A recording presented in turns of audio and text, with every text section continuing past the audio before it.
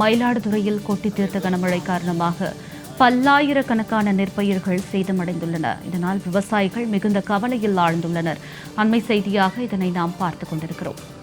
பாதிக்கப்பட்ட பயிர்களுக்கு உரிய இழப்பீடு வழங்க வேண்டும் என்று விவசாயிகள் கோரிக்கை விடுத்துள்ளனர். பாதிக்கப்பட்ட பயிர்களுக்கு உரிய இழப்பீடு வழங்க வேண்டும் என்று விவசாயிகள் கோரிக்கை விடுத்துள்ளனர். அண்மை செய்தியாக பார்த்துக் கொண்டிருக்கிறோம்.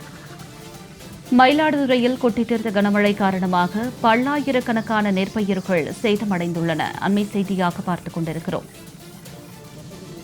தமிழகத்தில் கடந்த சில நாட்களாக கனமழை கொட்டி வரும் நிலையில் மயிலாடுதுறையில் பல்லாயிரக்கணக்கான ஏக்கர் நெற்பயிர்கள் நீரில் மூழ்கி சேதமாகியுள்ளது. இதனால் விவசாயிகள் மிகுந்த இன்னலுக்கு ஆளாகியுள்ளனர்.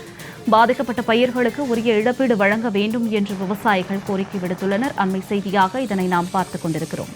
விவரங்களோடு இணைகிறார் எமது செய்தியாளர் சுந்தரமூர்த்தி. வணக்கம் சுந்தரமூர்த்தி, இது குறித்த கூடுதல் விவரங்களை சொல்லுங்க.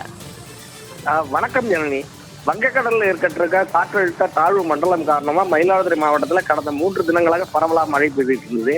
குறிப்பா சொல்லணும்னா நேற்று முன்தினம் இரவு துவங்கிய மழை தற்பொழுது வரை தொடர்ந்து நீடிச்சு பெய்ஞ்சிட்டு இருக்கு. நேற்று விடிய கனமழையாக கொட்டி தீர்த்தது.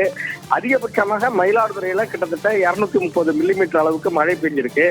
இந்த மழை காரணமா மயிலாடுதுறை மாவட்டத்துல பல்வேறு பகுதிகளில் தாழ்வான பகுதிகளில் தண்ணீர் தேங்கி உள்ளது. வயல்கள், ஆறுகள் அனைத்திலையும் சரிசமா தண்ணி நிற்கிற அளவுக்கு வெள்ள நீர் சூழ்ந்திருக்கு. மயிலாடுதுறை மாவட்டத்தை பொறுத்த வரைக்கும் இந்த வருஷம் 1,80,000 ஏக்கர்ல சம்பா நெற்பயிர் சாகுபடி செஞ்சிருந்தாங்க. இப்ப தாழ்வான பகுதிகளில் தண்ணீர் தேங்கி இருக்கிறதுனால பல்வேறு இடங்கள்ல பல்லாயிரக்கணக்கான ஏக்கர் பரப்பளவுல சம்பா பயிர்கள் தண்ணீர்ல மூழ்கி இருக்கு. 2-3 நாட்கள் தண்ணீர் வடியாமல் இதே மட்டம் நீடித்தால் அனைத்து பயிர்களும் அழுகிவிடக்கூடிய ஆபத்து ஏற்பட்டுள்ளது. ஏக்கருக்கு சுமார் 20,000 ரூபாய் வரைக்கும் செலவு செய்து பயிர் செஞ்சிருக்காங்க.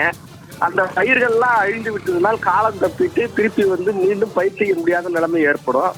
தமிழக அரசு உடனடியாக இதற்கு கணக்கீடு செய்து இழப்பீடு வழங்கணும்னு வேண்டுகோள் விடுத்திருக்காங்க ஜனனி. சுந்தரமூர்த்தி, தங்களுடைய விரிவான தகவல்களுக்கு நன்றி.